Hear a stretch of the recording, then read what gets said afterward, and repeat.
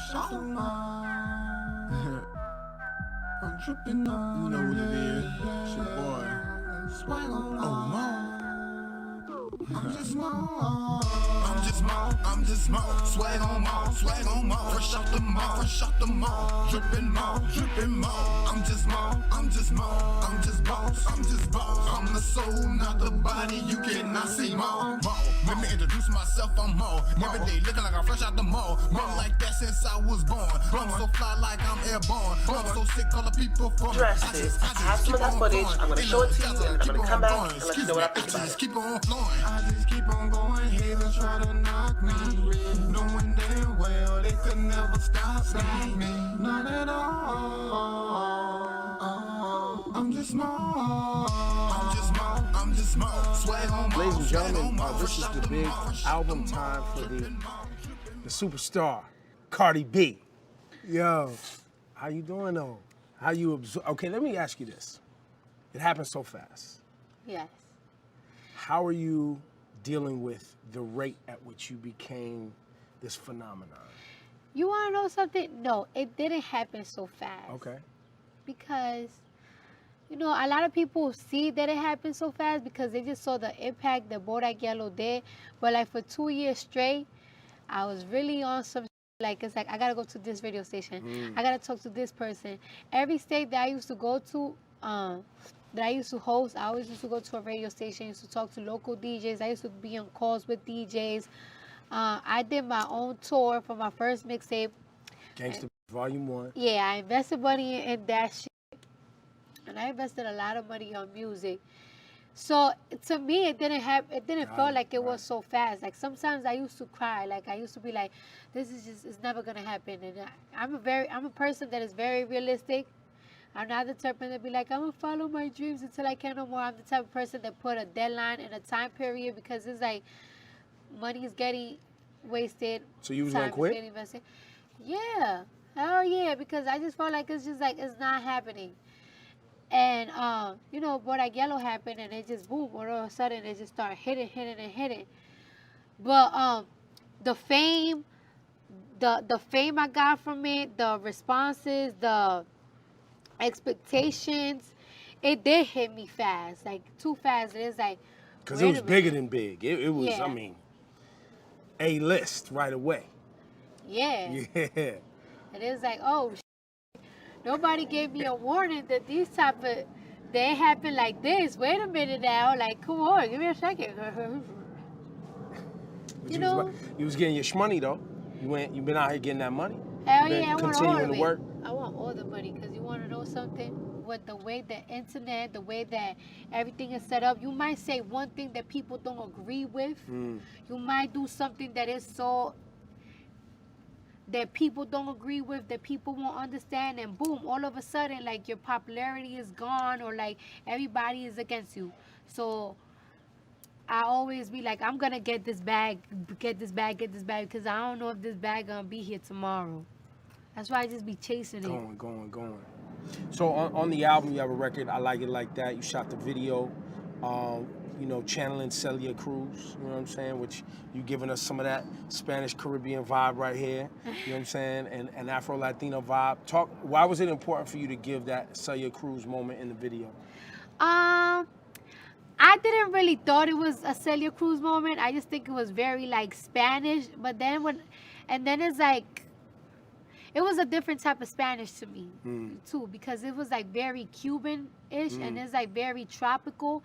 And that's not the type of Spanish or Hispanic, I guess. I don't know. People always have different names. Different names to it. You know, everybody now is classifying now. I don't know. You know, the internet want to classify everything. And it's so crazy to me to see the culture, different type of Hispanic cultures in different places. Like, it's like over here is very Celia Cruz, very and I grew up in a different type of Hispanic culture, like the Heights. Yeah. That is more like, it's more hood, it's more street. Hood, it's more street, it's more trappy. Yeah. It's more Dominican. Right. Do you now you got, how important was it for you to link up with Bad Bunny and J Balvin on that record? It was very important for me. Well, it's very important first with Ozuna, because it's just like like those Osuna, his music used to make me cry. Like it's like I hate. And then it's like, oh my God, I love him so much. And then it's like for him to want to collaborate with me, that means so much. And then Bad Bunny and J Balvin, it's so crazy. Like these guys are at the top, right?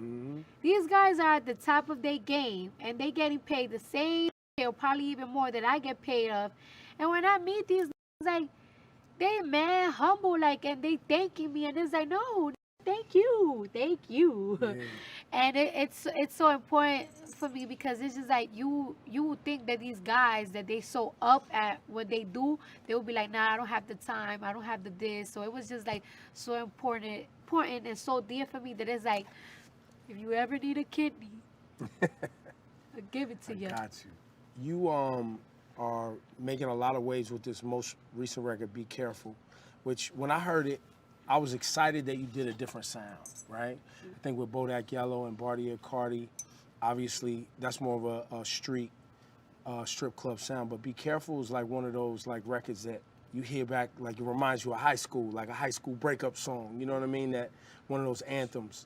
Was it on purpose that you took a different turn to kind of give people a? Because I saw you tweet like sometimes you gotta change it up a little bit for people. It wasn't really on purpose, you know, like my boy Partisan I heard that record, we was chilling and I heard that record and I was like, yo, I love this record. It was like a verse, just one verse. And I was like, this is crazy. Like I just wanna, and then it's like I told him like, yo, I really want this record. Like we need to work on this record. Like I want it for me. And he said, all right, why not? Like, all right, go ahead, take it. Like we just make sure that you kill it. Matter of fact, I want to be with you when you do the record. And it's just like, I wanted that record. And it's just like, it's not that it's the most important from all my songs. It's just like when I do this song, when I hear this song, like I be really crying. Like it just really means so much. It gets me angry. It gets me sad. And I know that I felt like women are going to relate. I know like that don't even like me is gonna relate. I know that somebody mom is gonna relate. Like I'm assuming you're talking about Offset. no, I wasn't talking about Offset. I just was talking about things that I relate to and that have happened to me. Maybe it's certain things that I like, you know, you just think about different type of things that you went with different type of man. Anyways, first of all, I heard the record before I even like was in love with Offset like that and everything. Because it's like, you know, our relationship is like, you know, first we liked each other, but we was very protective of each other because people would put things in your ears. And it's like, I got to protect my heart. But then it's like I gave in. Just love. Let's love each other. And now y'all all the way in. Yeah. So other than working with Partisan Fontaine on this record, there was other people that had to hear this record. How major, I mean, talk about Lauryn Hill and her listening to this song and helping, you know, I mean, obviously she had to clear it, right? Yes, and it's like, that was one of the most, it was like the most like thing that we was really nervous about because it's like, one of my favorite parts is like, care for me. And it's like, if she didn't approve it, then there's a no-go for it. And she approved it, and it's like, not only, because it's like she had to hear the record to approve it or not. And it's like, not only was a relief, but it was just like, yo, I cannot believe Lauryn Hill approved this record. Like, I cannot, because I don't care about anybody. This is Lauryn Hill. And it's like, for her to approve it, it's just like the biggest stamp to it. Like, it's like, nobody could talk about this record to me because, like, the sensei approved it. Yeah. So it's just like you just cannot say anything to me like the sensei approved it. And it was such a relief, and it's such a, everybody was like, that's unbelievable. So the collaborations on the album, I expected the Migos on the album, right? Love the record. I think it's called Drip. Yeah. Great record. YG made sense. I was like, okay, YG, right? That made sense. Dope collab. Love that record. Did not expect Chance the Rapper. Yes. Talk to me about how that came together. because I just felt like he was just so perfect for this song. I'm living my best life. Yeah. I'm Positive. living, yes, energy. it's really positive, Yeah. really energy, something really different for me. And it's just like, he is the one. He is the one. I want you, please. So you reached out to him. Yep. Yeah. And he was, what was that like? He was easy to work with? He was very he was easy to ready. work with. Like, I am so grateful for everybody that decided to be on my album, because as an artist, I know how busy artists are, and for them to even take the time, and for them to take the time and do it exactly right, it's just like, thank you so much. And everything came out how I wanted to come out, like perfect hooks, perfect verses. Like, it's just like, oh my God, Jesus loved me. I must did something right in my life. SZA's on the album. Another collaboration I didn't anticipate. Yeah. How did you guys work that? You reached out to her, you guys, because I know she writes hooks and songs too. She's written for Rihanna and other people. Was that how you guys came together? No, I just really had this dope idea, and I reached out to her, and she's very busy, but it's just like, we gonna keep reaching out. But she always said, like, I'm going to do it. I'm going to do it. I'm going to do it. And she did it. And it's like, oh, thank God. It's so hard for me to be in the studio with people, because it's just like, I be flying from here to there, and they just be so busy themselves. It's just like, all right, listen, I'm going to send you this. I'm going to send you the verse. I'm going to send you how this. What you think about this? You don't like this? Okay, that is okay. I'm going to change it. I'll change it for you. Whatever you want to do, I'll change it for you. Here. All right, like it now? Okay, do it. What did you work on as a rapper? Because I noticed one of our last conversations we had at Apple Music, you told me straight up, you was like, look, I'm trying to get better. You was like, look, I'm really working hard to get better at this rap thing and get better at rapping. And we've kind of watched you grow musically in front of our eyes. At flowing. Yeah. Just flowing better, learning better. It's just like, that's one thing that I feel like I got myself better. And then it's just like, I also needed a little bit of help. Mm-hmm. So I got my friend Barson. Yeah.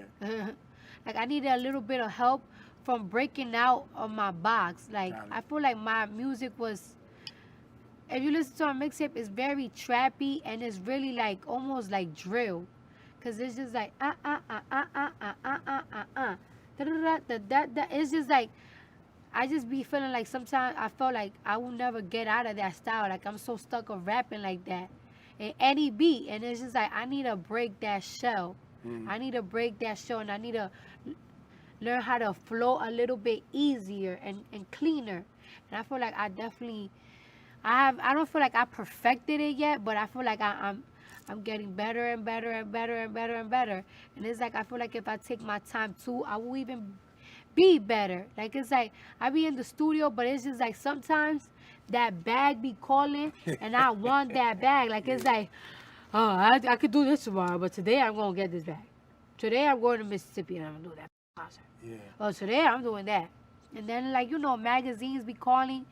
Like, one of my passions is fashion, and it's like, a magazine called me, and it's just like, I cannot help to take the opportunity. Mm-hmm. So, just a lot of things. And then personal life. Like, people just don't think you have a personal life. Sometimes you just got to take a day off just to go to the damn doctor.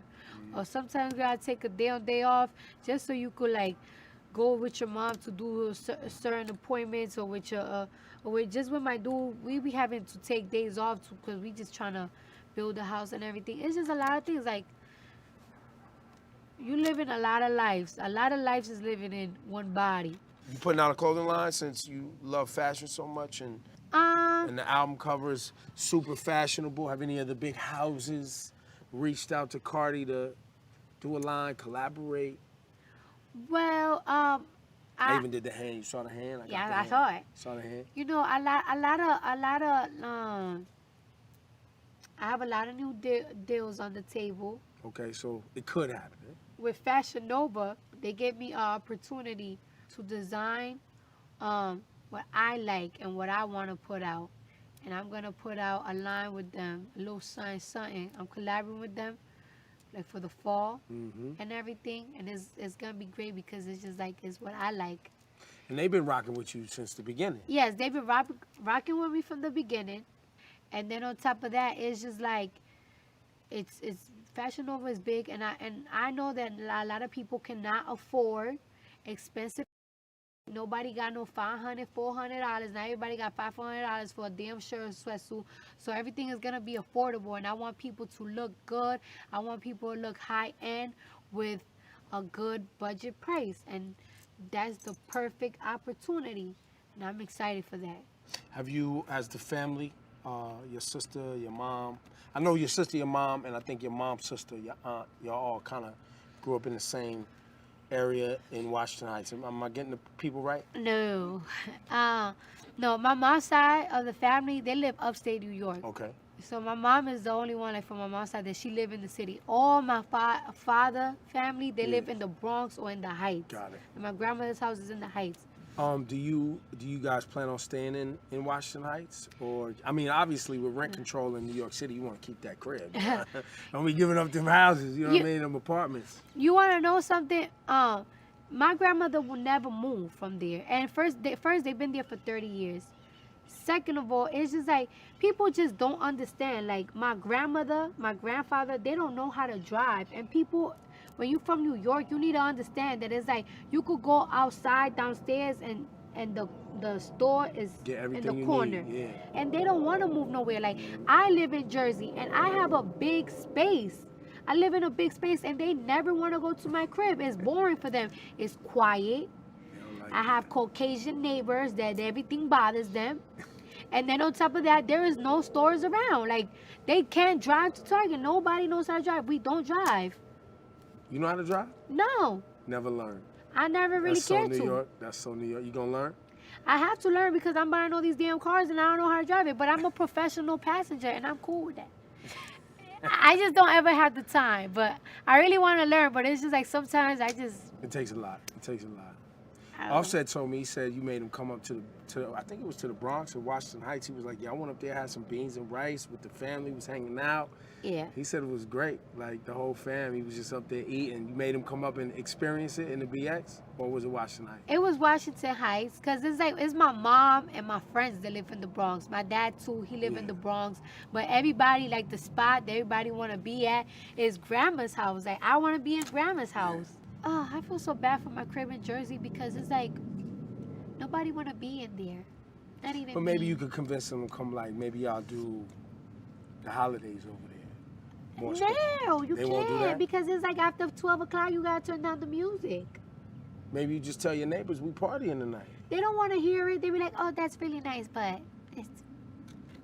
it's okay. I call the police. It's okay. You got the cops' cars on you already in Jersey? One time, but it was Just turn the music down tight. It wasn't really the music, you know, it was a couple of words exchange and stuff like that, like, you know, 2 years ago, but it's just like, it's just not fun. On Cardi, on Invasion of Privacy, if we was to run through some of these records on here, we talked about the collabos, but you start the album with some real, like, you know,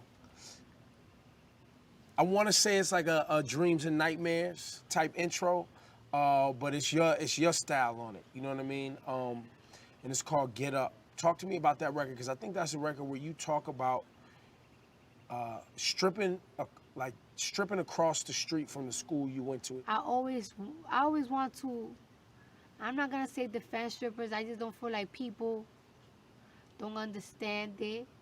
I used to go to BMCC and there's a strip club that I worked across the street from it and everything. And I always want to That's let... Borough Manhattan Community College. Yeah. And then I just always want to let people know, like, I was a stripper, I wasn't a prostitute, I wasn't sucking for, I had to, first of all, that's illegal in New York City, okay? You're going to jail. You're going to jail, and you're going to jail for real. And them clubs, they do not give a f. They are not trying to say license. Especially down there, the Wall Street joints, they not playing. Them the old school joints. I was really scared to put that song on the album because it's just like I felt like it was too much of my mixtape, my first mixtape, my second mixtape type of flow. But it's just like it because it's like when I hear it, I can't help but to like shake my head like this, and it's just like it means something so much for me. Like I even say in the song, like I was just trying to chill and make bangers. Like people put this pressure on me and this expectation on me and me trying to like compare me to other women, and it's like I never asked for that. I never asked for that. I came in this game trying to make money, make music, and go out my way. Like a lot of people always want to tear me down because they want to put me up here, and it's just like I never asked to be up here. And then I got a little cocky too, because sometimes I got a little cocky on it, I got a little arrogant on it, because it's just like, you know what, I be too humble and everything. I be too humble that I just gotta remind people like, you know what, man, like I have overly done proof to y'all. And y'all stay putting me down. I done been down so many times, and I get up every single damn time, every situation. Let's talk about Drip with Migos. How is it? I mean, you obviously, you and Offset did Lick together. How is it working with the boyfriend? Is it easy? Is it annoying? What is it? It's All the above? it's not annoying at all. Like, you know, it's just like, you know, guys be taking their girlfriends to the studio, or he has a studio in his house, and it's like you hear something, it's like, oh, I want to hop on it. Sometimes it is a little bit, it gets me shy, because it's like, oh my gosh, he's looking at me. Oh my gosh, I know I'm more New York, like we both have different type of sounds. I wonder if he gonna think that I'm whack or something like that. So it's just a little nerve-wracking, but then it's just like, and then it be on the spot, because he does his music on the spot. They all do their songs on the spot. Quick. And then when they be like, get in the booth, and it's like, nah, you gotta give me an hour to write something. Like, give me a second. They just all be there, and you just put it all there. So you guys recorded Drip all together? No. Me and Austin did Drip ourselves, and that's when all of them came in. He just already had like that beat. He already got that Drip. He had like a verse. I think he switched it up a little bit. I put my verse. Well, what it was like is like, okay, so who's gonna go first on the verse? And then I had to put my verse. Like I wanted it for me. So the news comes out. Cardi says someone close to her has leaked this information about having a baby. And then the album's called Invasion of Privacy. So when are we gonna find out what's what, who's who, and what's happening? Oh, well, you know, I just feel like people just gotta tune in a little bit on my album, and maybe they just find out more about Invasion of Privacy, and they will know a little bit more, because it's like I can't address all the rumors and everything. I'll go crazy addressing all the rumors, and then on top of that, it's just like I have been so open to people about myself, but it's just like people cannot expect me to open about everything. Like certain things to me, it has to be private. Like people just always want to know, are you married to your dude or not? What do you feel about cheating? People just want to put their personal opinions about my life, and it's like, it's my life. And if I don't choose to share with you, it's my personal. Like, you cannot invade my privacy. I'm not a damn animal at the zoo that you just could see everything. No. Here's the thing about babies. When they arrive, people will know what's going on. And if they don't arrive, people will know what's going on. And that's exactly the thing. If it arrived and if it don't arrive, then you gonna know what's going on. Talk about the Grammys, man. I mean, you got nominated. Bodak Yellow was nominated. You performed with Bruno Mars, which I was in the building, so I know what that, and everybody was standing up. You know, I watched Hove, Beyonce, Diddy, Nas. Did you see them when you went out on stage? Could you see into the crowd and see them standing up for you? I wasn't trying to look at the crowd because I was so nervous. I'm like, I'm gonna focus. I was so scared. If I see them, I might pass out. And then I didn't want to forget no moves. So I just was like, I'm just gonna look at a blank space. This is my blank space. Because I was just so nervous that day. I was freaking out, especially because I know that Bruno Mars, he's a perfectionist. And we did rehearsals. every single day for like a whole week. So it's just like, I did not want to mess up because I do not want to disappoint this man. How did the collab happen? The Finesse remix collab, because that was another big deal, another big moment. It was a huge moment collaborating Yes. with Bruno Mars.